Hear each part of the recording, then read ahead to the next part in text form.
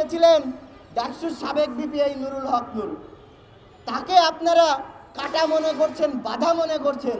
তার মানে এটাই স্পষ্ট যে এই নুরুল হক নূর এই ফ্যাসিবাদের কলিজায় হাত বসাতে পেরেছে। আমরা বলতে চাই, আমরা প্রশ্ন রাখতে চাই, নুরুল হক নূরের প্রতি যে অন্যায় অবিচার হয়েছে, তার উপরে যে হত্যার জন্য তার উপরে যে হামলা করা হয়েছে, সেই হামলার জন্য এজেন্সি থেকে কত টাকার চুক্তি হয়েছে প্রশ্ন রাখতে চাই।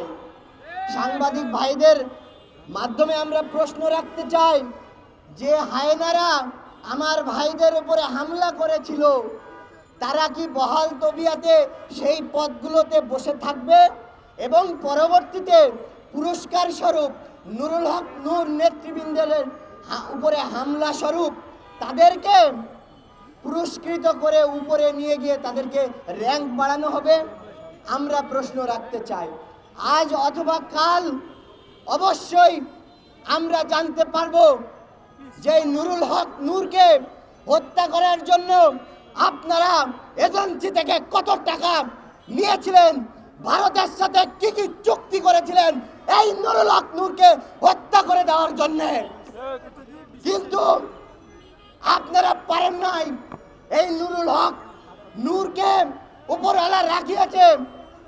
আমরা স্পষ্ট করে সবশেষে বলতে চাই যে আপনারা যে খেলা খেলছেন, আমরা সেই খেলা আপনাদেরকে খেলতে দিব না।